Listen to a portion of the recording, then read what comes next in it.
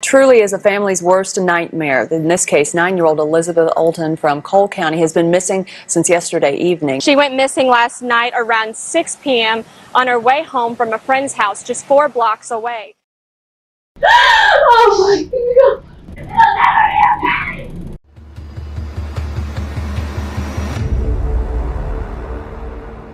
Hi everyone, welcome to my channel. My name's Anne, but I also go by my nickname Nini. I like to focus on Midwest true crime because I'm a Minnesota farmer's daughter. Today we're going to go to Missouri and talk about one of the most shocking crimes to ever occur in that state. And it's going to be a hard one to listen to because not only is the victim a child, but the murderer is too.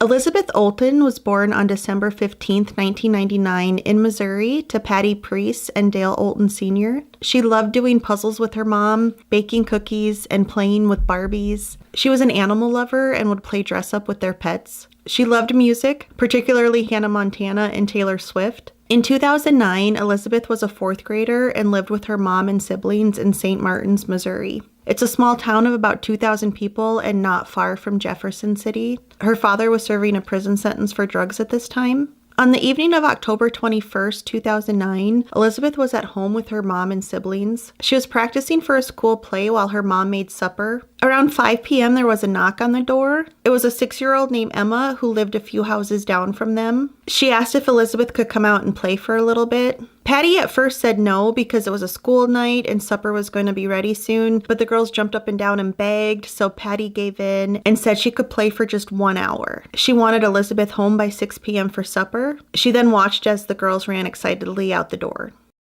6 p.m. arrived and Elizabeth was not back home. She had brought her cell phone with her, so Patty tried calling it, but it kept going to voicemail. She called Emma's house to see if Elizabeth was still there and talked to Emma's grandmother and Emma. Emma said they had played in their driveway for a little bit, and then Elizabeth had started walking home before 6 p.m. Patty called the police, and a massive search began. By 10 p.m., police and hundreds of volunteers were looking for Elizabeth. They set up checkpoints to stop vehicles going in and out of the area. A helicopter flew around. Dive teams searched nearby ponds. Police looked into registered SOs who lived in the area, but by the next day, there was still no sign of Elizabeth. It had started to rain, but that didn't stop people from searching for the 9-year-old. Since Elizabeth had taken her phone with her, police looked into it to see where it had last pinged, and it had pinged in 3 spots, all from the woods near where she lived. This was a really cool area to live because the homes were near 60 acres of woods that were basically in their backyard. Unfortunately, Elizabeth's phone died before they could narrow down its exact location. So police and volunteers walked through the woods looking for her. They came across a rectangular hole that had been dug and was now filled with rain, but there was nothing else in it. There was no sign of Elizabeth in the woods where people searched, but this was 60 acres, so it was a huge area to try to cover on foot. Since Emma was the last person known to see Elizabeth, police talked to her. She told them again how they had played in the driveway, and then Elizabeth had started for home shortly before 6 p.m. Police asked if Elizabeth would have walked through the woods on her way home, and Emma said no because they really didn't play in the woods. Emma said after Elizabeth left, she stayed outside and played for a while by herself, but she didn't know for how long. At one point, she fell into some thorn bushes and cried out for her 15-year-old sister, Alyssa, who was nearby. Alyssa helped Emma get up from the thorn bushes, and Emma noticed that Alyssa had some blood on her pants. When she asked about it, Alyssa said she was just on her period and told Emma not to tell anybody about it because it was embarrassing. Police wondered, since Alyssa had been outside around the time that Elizabeth had disappeared, maybe she saw something. But when they talked to her, Alyssa said she hadn't seen anything. Police took Alyssa into the woods to show her the hole they had found. As they walked towards it, Alyssa mentioned that she had been the one to dig it. When they asked why, she said it was because she loved nature and climbing trees and digging holes was something she did when she was bored. She said when she would come across dead animals, she liked to bury them out of respect. Police didn't quite believe this because the hole they had found in the woods was quite a bit bigger than what you would put a dead animal in. They obtained a search warrant for Emma and Alyssa's home since it was the last place Elizabeth had been. They lived with their grandparents, Gary and Karen Brooke. The children's mother had basically abandoned them and their father was in prison. Nothing in the house was too alarming until they got to Alyssa's bedroom. The rest of the house was bright and tidy, but Alyssa's room was dark and messy. Clothes and empty pop cans were everywhere. Cards from her father were taped to the wall. There were drawings and writings on the walls. One was a poem about cutting that said, "I cut to focus when my brain is racing. I cut to make physical what I feel inside. I cut to see blood because I like it. I don't like to cut, but I can't give it up." There was also a drawing of a person with what looked like slashes on their face. The word Emma was written next to it. They then came across Alyssa's journal, and it was disturbing. Alyssa wrote about having a lot of rage and a desire to burn down a house with people still inside it. The last entry in the journal was dated October 21st, 2009, the date Elizabeth disappeared, but almost that entire entry was heavily scribbled out in blue ink. When they held a light behind it, they could make out the words slit and throat. Police decided to bring Alyssa in for a formal interrogation. Alyssa Bustamante was born in January 1994, and the odds were against her immediately. The environment she grew up in her earliest years was very turbulent. Alyssa's mother was only 14 when she became pregnant with Alyssa. Her father was also a teenager at the time. Both of her parents struggled with drug addiction. Her mother had been arrested for drunk driving and marijuana possession, and she was in and out of her children's lives, disappearing for days or weeks at a time. Her father ended up in prison for a felony assault. In 2002, when Alyssa was 8, her grandparents got legal custody of Alyssa and her 3 siblings, and they moved into a house on Lomo Drive in St. Martins, Missouri. Alyssa showed disturbing behavior, and it only got worse as she got older. She struggled after moving in with her grandparents because she was adjusting to a new school, new friends, a new town. Alyssa had depression and self-harmed. In one photo, you can see cuts on the inside of her arm. On Labor Day weekend, 2007, when she was 13, Alyssa carved the word hate onto her arm and attempted suicide by taking a large quantity of Tylenol. She was rushed to the hospital and was admitted to an inpatient mental health facility. Doctors started her on Prozac. When she was released from the facility, she entered intense outpatient therapy, but it didn't help her. By the time Alyssa started high school in Jefferson City, she had developed an emo girl style, and this made her stand out for most of the other kids in school. She wore heavy eyeliner and painted her nails black. Her hair was cut jagged and covered her face most of the time. She frequently posted selfies on social media in odd poses. She'd have a crazed look on her face or would smear lipstick around her mouth so it looked like blood. In one picture, she's pointing fingers at her head like it's a gun. She posted videos on YouTube too. One was titled, "Idiots Get Electrocuted by an Electric Fence," and in it, she tried to get her younger brothers to touch an electric fence.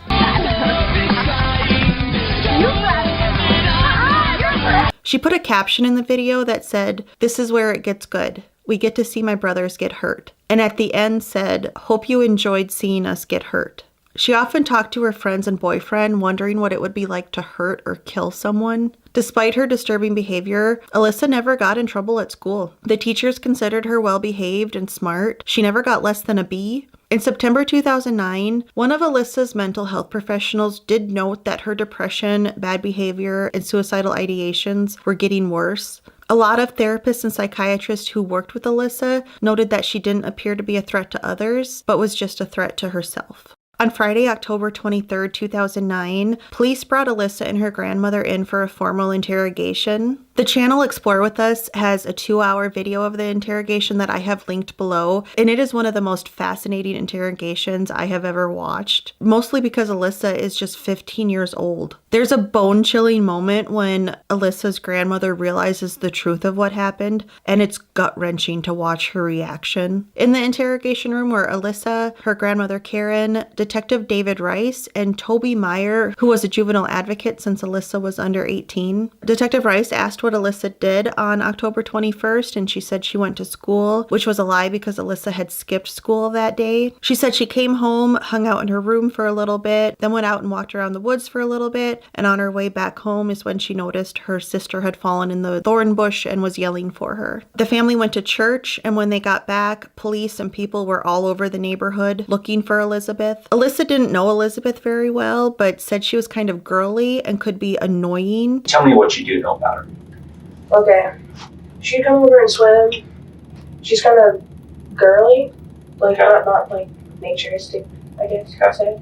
She can be annoying. Okay.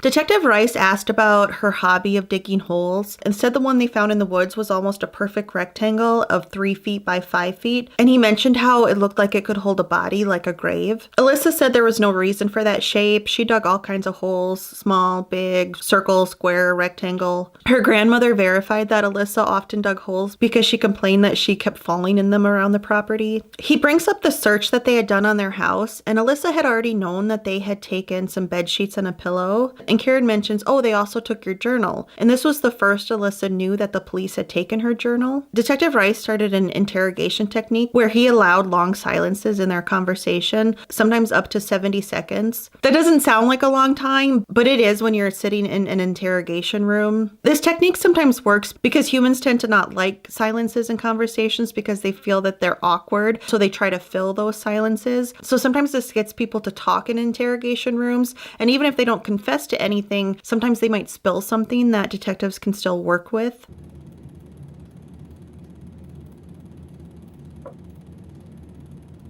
Detective Rice asked Alyssa if they would find anything in her journal, and she said just embarrassing stuff. He told her they have technology to read what is written, even if it's heavily scribbled out. He noticed Alyssa's demeanor changed at this point. She kind of became a little stiffer. I have to know what the truth was. I have to know how this happened. And the most important thing is we have to know where she's at. We have to give this family some closure. It was an accident. Okay, that's kind of what I thought. Did you get home from school at 3:30? Do you want to sit by her?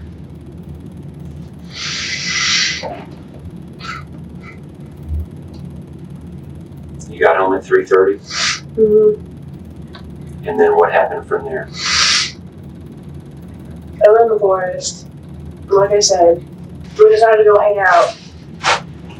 Because it was a nice day. We were just messing around.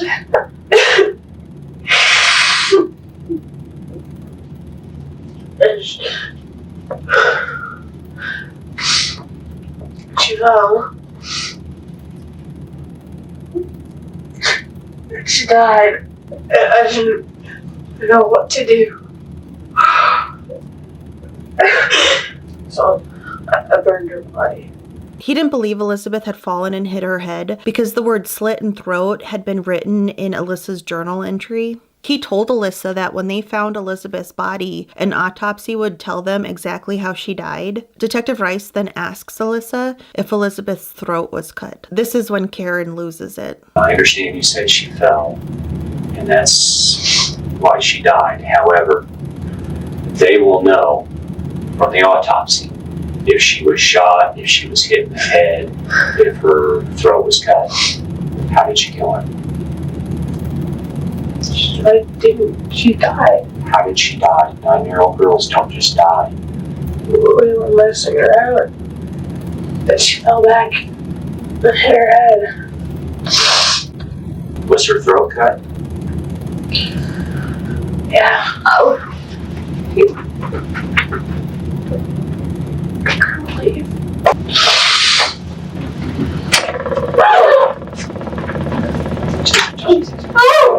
Take your time.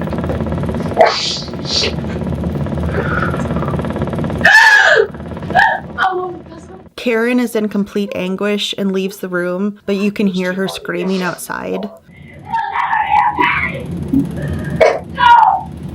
I can't imagine finding out that your granddaughter slit another child's throat. That has got to be one of the most sickening feelings ever. Alyssa then confessed to what really happened to Elizabeth. She said Elizabeth had started to walk home that night, but Alyssa stopped her and said that she had something really cool to show her in the woods. Elizabeth followed Alyssa into the woods to a spot where she had dug a hole. Not the one that police had found, but a second hole that Alyssa had dug. Alyssa then strangled Elizabeth with her hands, stabbed her 8 times in the chest, and slit her throat. Okay. Good. Slit her throat. I strangled her. You strangled her with your hands? Yes. Okay. Did she have a knife on you? Yes. Did you cut her throat at any time? Yes. Did you stab her then? Mm-hmm. And then what happened after that?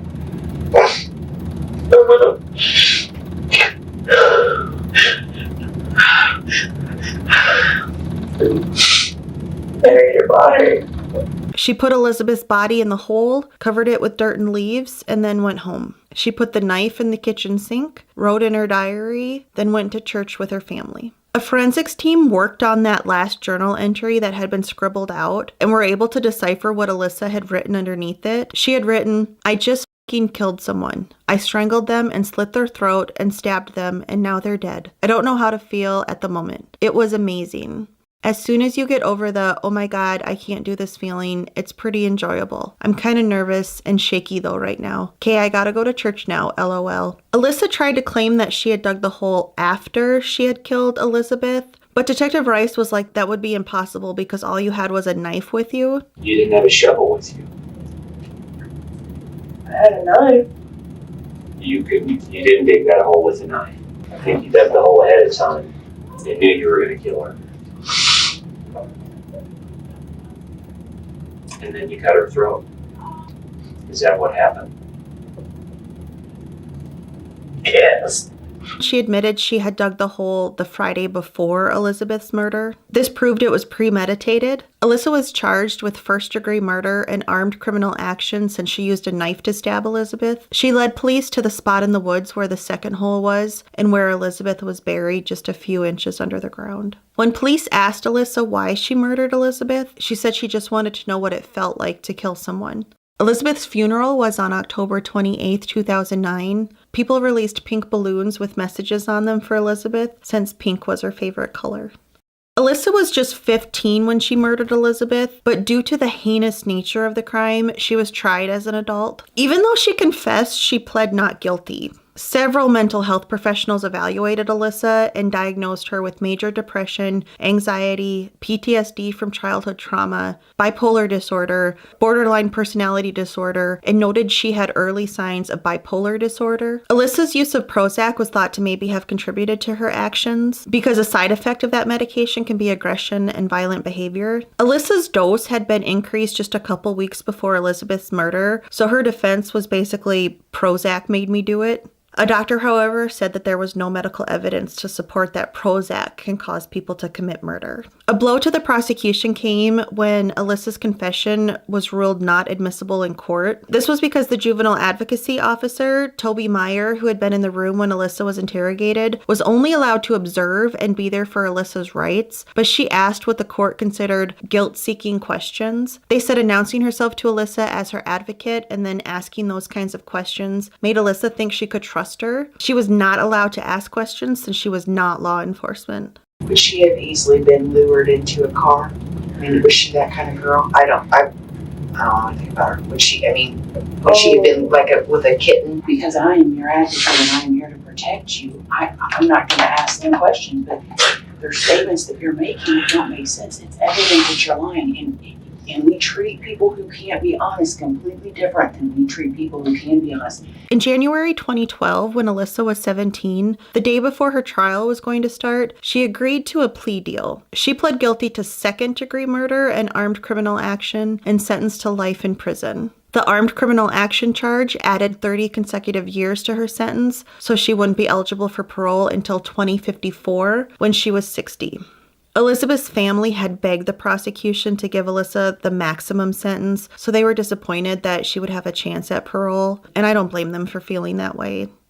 It's not fair. She shouldn't be sitting in prison. She should die too. I don't care how old she was. Age didn't have anything to do with it. Alyssa spoke at her sentencing and said, quote, "I cannot even understand what you guys are going through. I'm sorry for that. If I could give my life to bring her back, I would, and I'm sorry." Unquote. Elizabeth's mother, Patty, said she didn't think that that was a sincere statement.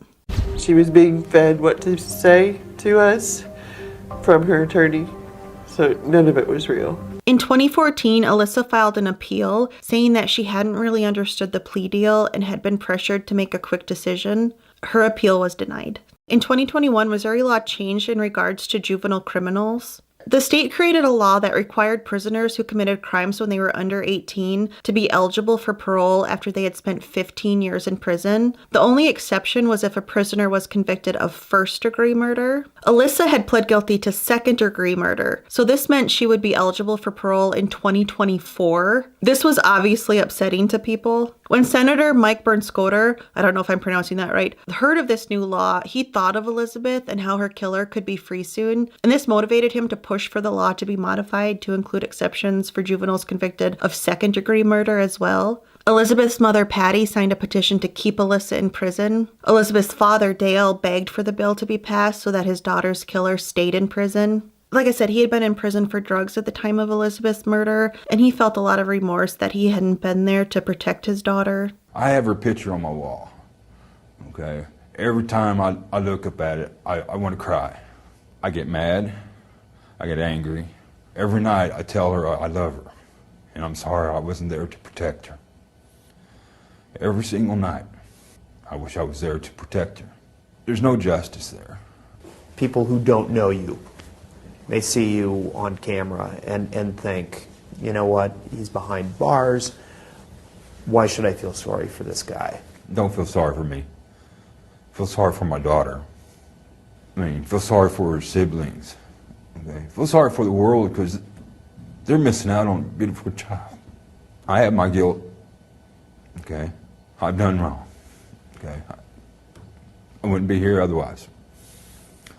You know, I should have been out there protecting my daughter. I couldn't find for sure if this bill passed, but I think it did. I think Missouri did the right thing by excluding juveniles who had committed first and second degree murder, because killing someone is completely different than committing arson or burglary or whatnot. I'm not saying those aren't victimless crimes, but it's just another level of evil to take somebody else's life, regardless of how old you are. It is an interesting discussion when it comes to children who commit crimes and how much do they really know right from wrong. It's well known that science has proven that our brains don't fully develop until we are 25, but seeds of morality are planted long before that. There is a theory that Alyssa might not have acted alone. When police questioned her, they really pushed to find out who helped her. At one point, they thought maybe her grandpa helped her. Alyssa was a small teenager, so it was hard to believe that she could physically dig a hole and then move a body into it. Alyssa did have a boyfriend at the time, but I don't think they were too serious. Police questioned him on October 28th, 2009, and wondered if he helped Alyssa, especially because a witness said they saw a teenage male near the woods at the time of Elizabeth's disappearance. The boyfriend took a polygraph test and appeared nervous. He was strong-willed for a while, but then confessed that the day after Elizabeth was murdered, Alyssa told him that she had killed Elizabeth. Police cleared him of having any involvement in the murder, though. There is one interesting moment in his interrogation, though, where he might have slipped up in his wording. She already had a hook dug hole. And they buried her. She wasn't big enough, so then they buried her. They buried her again? I mean, yeah. Who's they? I mean, who's they? I didn't know. The boyfriend told police he didn't come forward on his own with this info because Alyssa scared him, and he was afraid she'd hurt him or his family. What if she gets out on bail and she finds out a way how to take off her ankle bracelet, and she comes and kills me in my sleep and my mom, and then finds out where my sister lives and kills her. He wondered out loud to the detectives if all girls he dated would be like Alyssa. Scared of what? Her, and if I'm gonna have any more girlfriends like this. You poor guy. Yes, women are cray-cray, myself included at times, but we're not all psychopathic killers.